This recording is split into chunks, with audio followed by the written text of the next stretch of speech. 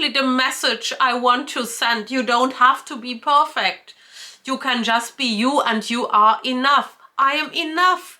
And it took me, gosh, it took me so fucking long to realize that I am enough. Hello everyone, I'm so glad you made it today. My name is Stella, and together we are trying to figure shit out while turning 50 or 30 or 40 or whatever the fuck your age is. Today we are talking about the big 50 actually, because I've been reflecting in the past days, why is this birthday, turning 50, so important, and why is this age so pivotal for many of us? I have a lot of thoughts. I also have a lot of thoughts about the big 30 and the big 40, because all those big milestones in our life are given so much importance and presence, and more often than not we are scared the shit out of it. I think it's a good topic to discuss. First things first, I think when I'm looking back at my life, all those big milestones had a certain gravity and also importance for me. But the older I get, the less important the age number seems to be. Don't get me wrong, I feel the 50 still has a certain gravitas that I cannot underestimate, because it actually means I made it to half a century. And half a century sounds stone old. I have a lot of problem wrapping my head around the 50 right now, because inside I do not feel 50. Inside I feel I still am a lot younger, but, and I think this is also important, with a lot more experience. So why has the 50 such an impact seemingly on us? First of all, I think that it is an age where for most of us a lot is shifting and changing in our lives. If you have a family, if you have children, they are both probably adults by now, and they are doing their own thing, and they are starting their own lives, and maybe they're already starting their own families. Having a family and being a parent is naturally such a big part of our lives, and is also such a big part of our identity. If this is taken away, or if this is shifting in another direction, becoming like more a grandparent than a parent, and this is also a transition phase, it means a lot. And then I feel for every stage of our life there is a certain, I call it public narrative, and there is also a public narrative around the 50. And the public narrative is that things are slowing down a little bit. Maybe you also already look in the direction of retirement. You're growing older, you see that you're growing older, and you're basically moving into the grandparent era. Now there's me. I don't have children. I mean, that's not true. I have children, but they have fur and 4 paws, and they are 6 years old, and they usually also join me in these videos. I have cats, and I still have the feeling that a lot is changing now, and I think the biggest impact, or not the biggest, but maybe the most impactful consideration about turning 50 is that there is, even if I'm very generous in my calculation, there is less time in front of me than behind me. So I already lived most of my life. I'm turning 50, and who will guarantee that I will turn 100? Not many people do that. So yeah, even if I'm really generous, I can assume that I have lived most of my life. Reality hits hard on that. Let me tell you that. I'm even spitting because reality hits so hard. It shifts my priorities, to be honest. When I turned 30, I mean, apart from the fact that I was really shitty scared about the 30, and the thing about the 30 for me was, the 30 was the big number around getting, now I have to get my shit together and I have to adult. And again, there is a public narrative, also around the 30, which says that you need to think about settling down and buying a house and starting a family and getting married. And none of those things were on my to-do list with 30. And if you want to learn more about my sexual orientation and how I feel about a partnership and marriage and all those stuff, I will link a video right here, because this of course feeding into that. But then as a woman, I think as a woman even more than a man, there is a certain expectation from society and also from your family in that regards, because how can I say that politically correct? But the fertile years are limited in a woman, right? If you want to have children, you have to start at one point, and mid-30 you are already considered an old mom. I mean, nowadays I know that women get much later also their first child, but then they also have to consider the risks around the pregnancy. Again, that was never on the table, and I'm also thinking about making a video why I never first considered to have children and also never regretted not having children. But this narrative is around, and you get a certain idea that everyone with 30 had figured everything out, because this is the air that I, by the way, still get from women around that age. Now I have everything figured out, I have a plan, all is laid out. And nowadays I find it a little bit amusing, to be honest, because I in my age had to come to the realization that you will never figure everything out, and the best you can do is figure stuff out as it comes, or if life will just throw it at you, which is happening, and this is what we all are doing, and we are all just making it up as we go. And I feel this is a very important realization, but back then I really thought, when I'm turning 30, overnight I have to figure shit out. And I can tell you, not that I not only have not any ducks in any kind of row at that time, I'm also not sure if we only had ducks. We had frogs and we had flamingos and we had other things that are not identified and probably live at the bottom of a lake.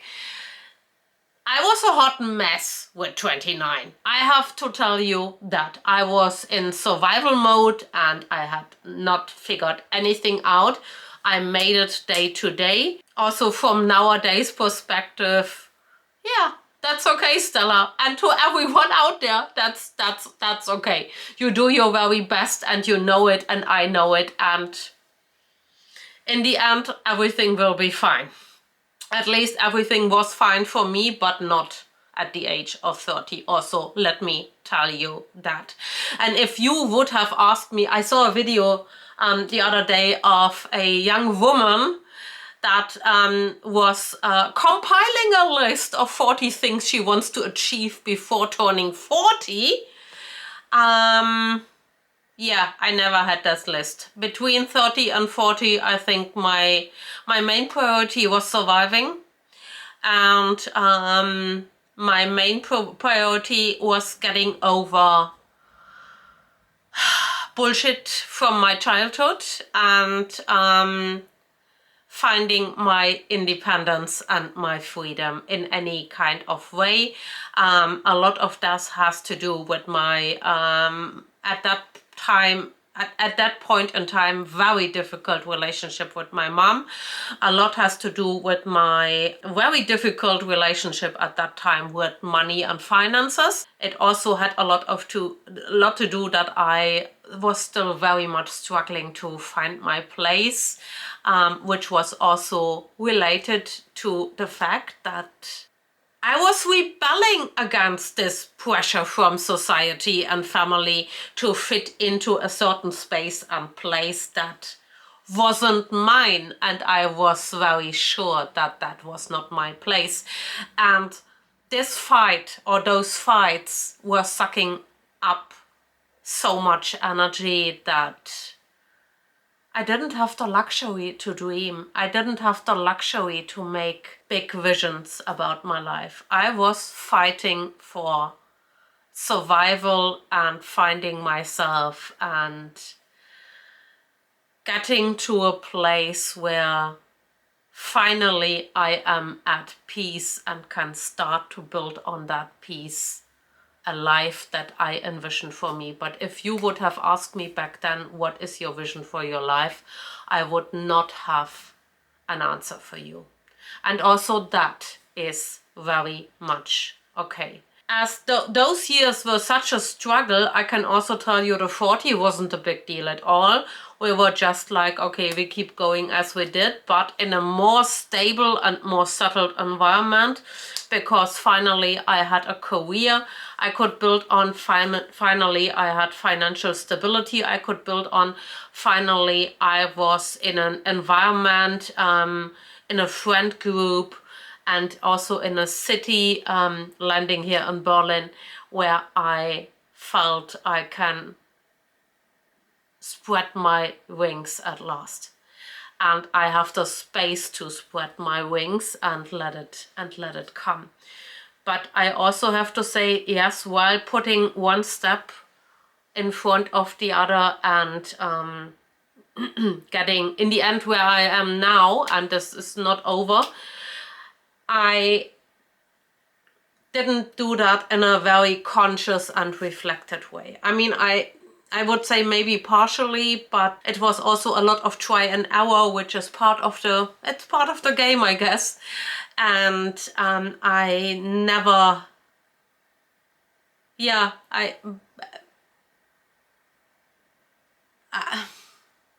no, I didn't really start pushing and dreaming. This is a more recent thing, because I was also still, I would say, still confined in beliefs like that. If you want to achieve something, it needs to hurt, and the more pain you feel, the better for your success in the end. And I had still a lot to work on my relationship with myself. And this is also still an ongoing process, but I have so much more grace now for myself. I was able to release some of those beliefs that were just like, okay, you have to push and you have to fight and everything is shitty if you don't do it, and it needs to be painful in order to be successful, and you only deserve some kind of reward if you went through the shitholes of life, basically. So yeah, interesting times, but still I was able to grow and evolve. But the 40 was, yeah, as I said, I had a small birthday party because I felt obligated to celebrate it in one way or the other. And that was it. So, and now the 50 is coming nearer. I will turn 50 in June. I will not have a big birthday party. I will be in Disneyland Paris. That's basically a trip announcement. I will be in Disneyland Paris on my own, and I will just enjoy myself. And what do I now feel about the 50? Yes, it is pivotal for me, but it is also pivotal for me that I feel I left the fights and struggles and the negativity that was holding back. Finally, I left that behind myself, and I am now able to start over. I'm now able to really loosen up the brakes and do all the shit I always wanted to do, but maybe was too fearful or too doubting in my abilities or too, I don't know even what, to do it. I want to enjoy every minute because I have less time in front of me than is behind me, and I don't have time anymore for bullshit. I don't have time anymore for friendships that are not serving me, and I feel I'm only the one to give in and I'm not getting anything out. A friendship is a relationship that needs to come from both ends. I am done with making myself smaller to make other people feel better. That is what I wanted to say. I'm so done with postponing my dreams because someone tells me this is not appropriate for me or this is just not possible. I will make it possible. I will do whatever I can, and I'm also trying to be the best version of myself every single day. And that's also why I have this channel, right? Not only to hold myself accountable, the whole thing also in journaling and, you know, documenting what you are doing and what you're trying to do and how you are doing is also to hold yourself accountable on that, but also to sharing my story. And yes, I will fall down, and yes, I will get a bloody nose, and yes, it will not be easy, and no, I'm not fucking perfect. But this is exactly the message I want to send. You don't have to be perfect. You can just be you, and you are enough. I am enough. And it took me, gosh, it took me so fucking long to realize that I am enough. And I'm not too loud, I'm not too old, I'm not too much. I'm exactly right in the way I am right now. And I can do whatever the fuck I want. And I'm willing to pay the price for that, and I'm also fully willing to take full responsibility on that. But I'm not holding back anymore. I owe myself a life with no regrets, and I owe myself to be happy. And I finally understood that it's not someone else's job. It's not the job of my boss or my family or my friends to make me happy. It is my fucking job to make myself happy for them, to be my best, my most professional, my kindest, my competentest, my most sparkling self in order to serve them and to be there for them. And this is what I'm trying to do right now. And I couldn't be more excited for what's to come. And I know there are still so many things I need to work on. I know that I'm still overthinking. I know that I still have days full of doubt. I know that I will hit the wall again and again. And I also know I don't have to have everything figured and planned out. I have trust. I have trust in myself, and I have hope, and I have optimism. And if the last 50 years, like what I learned in the end, what they taught me, what the last 50 years taught me, is that I will manage, because I did it before. And